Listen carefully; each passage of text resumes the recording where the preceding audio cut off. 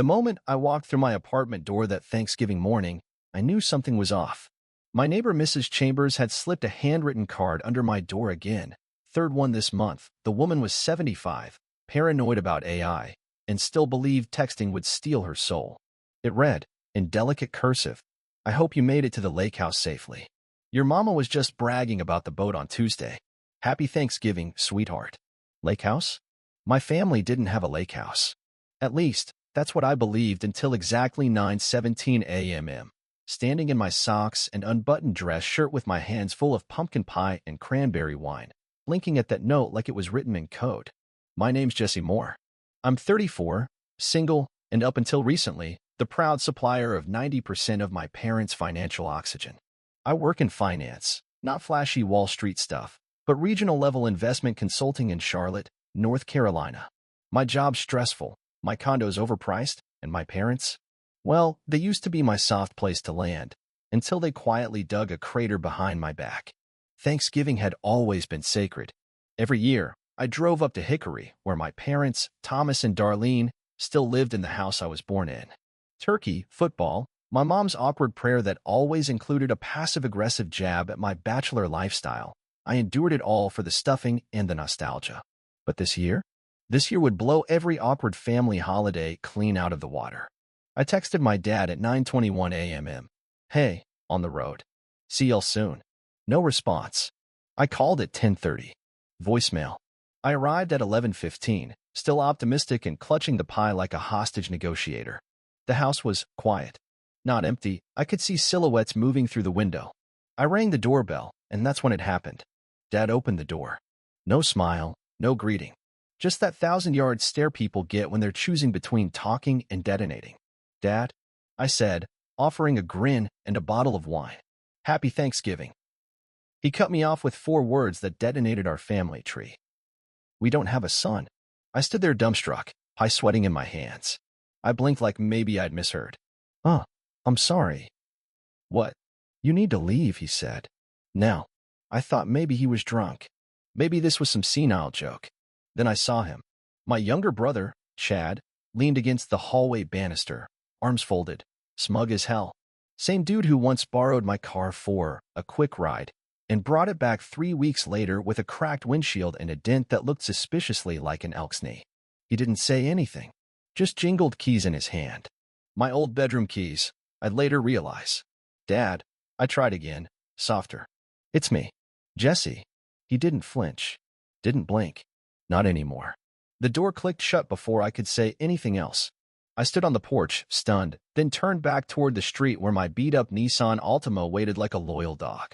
I climbed inside, shut the door, and sat there, staring at my childhood home like it had turned into a haunted house.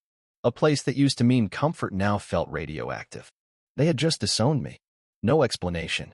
No fight. No warning. Not even an undercooked turkey to throw in my face. And yet, I didn't cry. I didn't yell. Something inside me cracked and clicked into place, something quiet, cold, and sharp. I opened my banking app. I scrolled through the account I'd opened for family emergency help. The joint one I'd let them dip into whenever they needed help with the mortgage, utilities, car payments, or so I thought. That's when I saw it. A wire transfer. $745,000. Gone 3 months ago. To a title company. Near Lake Norman. My family didn't just cut me off. They used me to buy my brother a lakehouse. I sat in my car, hands frozen around the steering wheel, staring at my childhood home like it had just slapped me across the face with a pumpkin pie.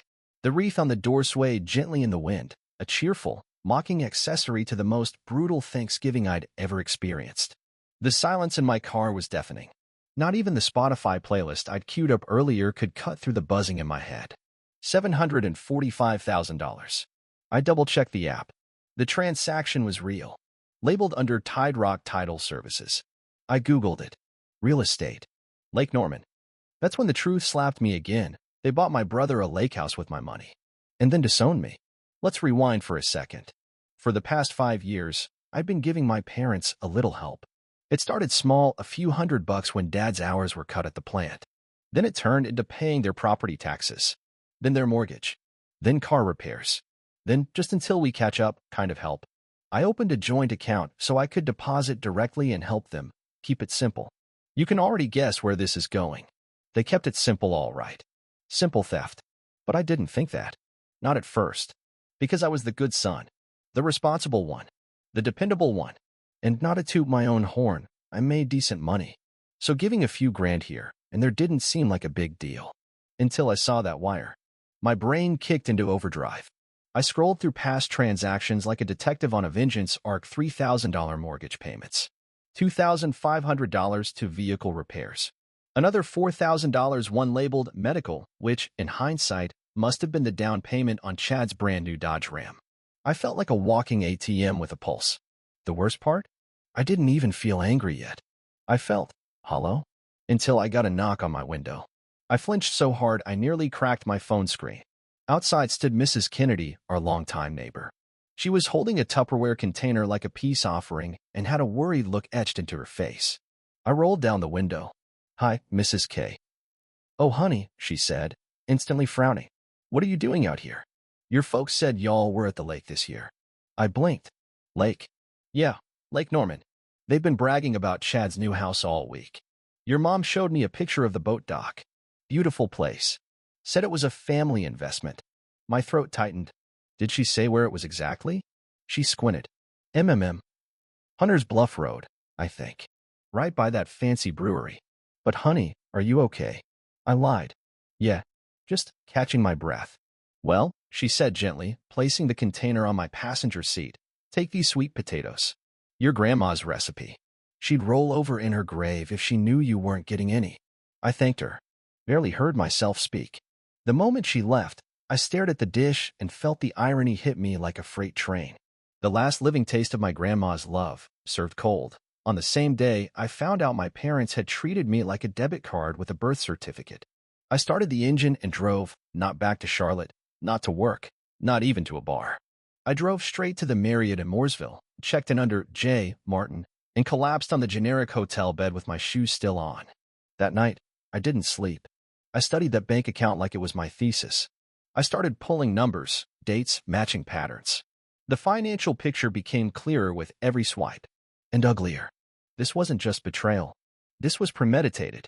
They'd been draining me for years. All to finance their golden boys lakeside fantasy. And when the cow stopped mooing, they slammed the barn door in my face. I don't know if you've ever stared at your ceiling in a Marriott at 3 a.m. while reconsidering your entire life, but let me tell you, the wallpaper patterns start to resemble your childhood traumas if you stare long enough. By sunrise, I'd moved from shock to a slow-burning fury that could roast a turkey from 50 feet. I made coffee using the room's sad little machine, opened my laptop, and pulled up 5 years of financial statements. My fingers flew like I was filing taxes for God. Every dollar I'd sent. Every auto payment. Every just one-time emergency. It wasn't $745,000. It was closer to $940,000. That's not help. That's a down payment on betrayal. And the best part? It wasn't just flowing to my parents. Nope. I found regular deposits to an LLC named CM Ventures. Guess who that belonged to? My brother, Chad Moore, genius CEO of exactly one failing used car dealership in Hickory. He hadn't worked a real day since high school and now, apparently, owned a waterfront mansion and a boat dock bigger than my condo kitchen. I called the number listed on the LLC's public record. Went straight to voicemail. "Hey, you've reached Chad. Probably out on the lake or grinding at the lot." You know the drill. Grinding at the lot? This man couldn't grind pepper. The rage wasn't even hot anymore. It was ice cold, slow, and calculating.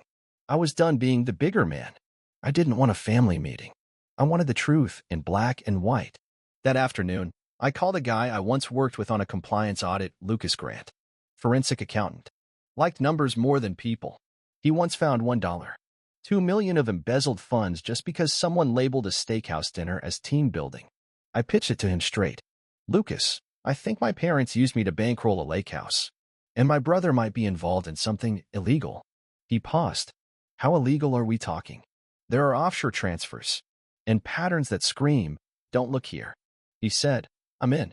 I bill by the hour. You good with rage-fueled revenge rates? Double it." Lucas got to work that night.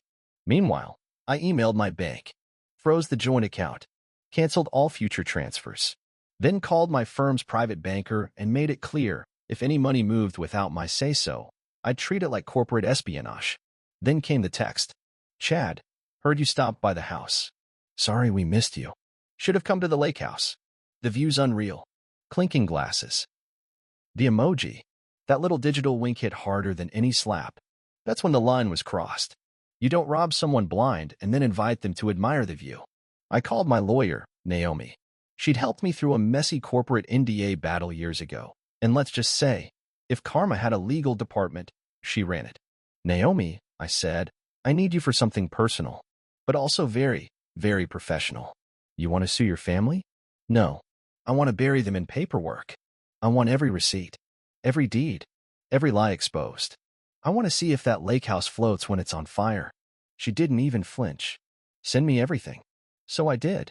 And that night, in a quiet Marriott room smelling faintly of burnt popcorn, I drafted my first official action.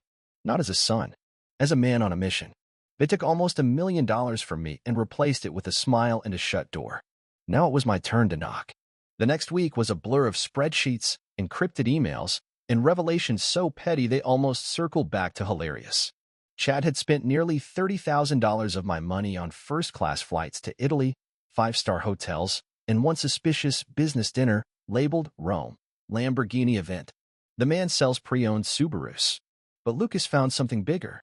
Something that made the lake house look like a Groupon purchase. There were structured transfers, little payments, all under $10,000, flowing weekly from our joint account to CM Ventures. And from there, straight to shell companies in the Cayman Islands and Cyprus. I blinked at the screen, not sure if I was reading an audit or a Netflix crime doc. Lucas leaned back in his chair during our Zoom call and said calmly, "Your brother's not just using your money. He's laundering it." That word hit me like a shovel to the chest. I took a long sip of burnt hotel coffee. You sure? It's textbook. Structuring to avoid reporting thresholds. Then overseas wires. You're looking at wire fraud and money laundering minimum. You could be tied to this if you don't act soon. Cue anxiety levels going plaid. My name was still attached to the joint account, the one being used to filter this mess. Which meant if someone knocked on a federal door, mine was first. That same night, Naomi called. We're officially shifting from family drama to criminal exposure.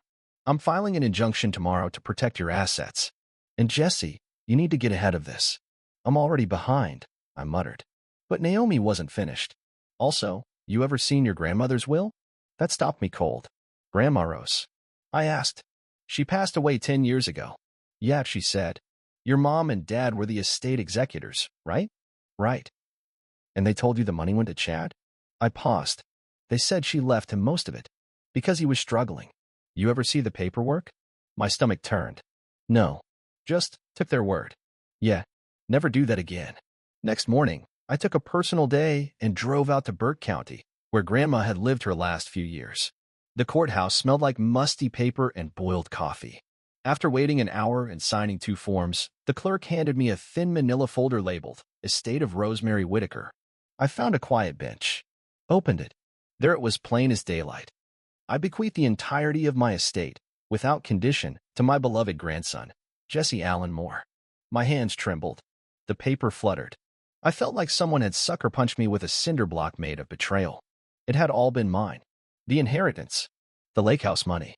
The $2 million my parents claimed had gone to help Chad get started. They lied at her funeral. Hugged me with one arm while picking my pockets with the other. That night, I sat in my condo in Charlotte and stared at the will for hours. I didn't cry. Couldn't. Whatever tears I had dried up back on that porch. But I did one thing. I copied, and suddenly Lake Norman didn't feel so relaxing anymore. Within 2 weeks, a judge ordered a financial freeze on all accounts tied to Chad and my parents. The lake house? Slated for asset recovery. The jet skis? Seized. Boat? Gone. The only thing Chad had left floating was his ego, and even that was taking on water. He tried to call me. 8 times in one day. He left a voicemail once. It started with, bro, and ended with sniffles and some nonsense about us being family. I didn't respond. Instead, I did something poetic. I showed up to the public auction of the lake house. I wore a suit, brought my iced coffee, sat in the front row. Chad was there too, hoodie up, sunglasses on like he was avoiding paparazzi. My parents sat 2 rows behind him, silent. No smugness. No wine glasses. Just consequences. I didn't buy the house. Didn't need to. It sold to a real estate flipper named Carol for $870,000. I nodded at her on the way out and said, "Watch out for broken furniture and entitlement in the attic." She laughed. Noted. A few weeks later, Naomi called. The court ruled in my favor. Full restitution, damages, and a statement verifying I'd had no knowledge of the money laundering. Legally untangled, financially restored. But that wasn't the win. The win came quietly. I went back to Charlotte. Back to my spreadsheets, my silent condo, and my frozen corn dogs, though now I could afford better. The sweet potatoes Mrs. Kennedy gave me? I froze half. Ate the rest watching football that Sunday, wrapped in a hoodie, finally feeling the kind of peace I used to beg for. Chad eventually moved in with some high school friend. Last I heard, he's trying to start a YouTube channel about hustle culture. I wish him nothing but the exact level of success he deserves. My parents? They mailed a card. No return address. Just 2 words inside. "We're sorry." No explanation. I put it in a drawer with the original will. I don't hate them, but I'm done making excuses for people who only remember you when the check's clear. I took a walk that night around the lake near my apartment. No boats, no docks, no ego. Just water and peace. Funny, really. They stole my money to buy a lake house. But in the end, I didn't need one. Because of peace of mind? That's the real luxury.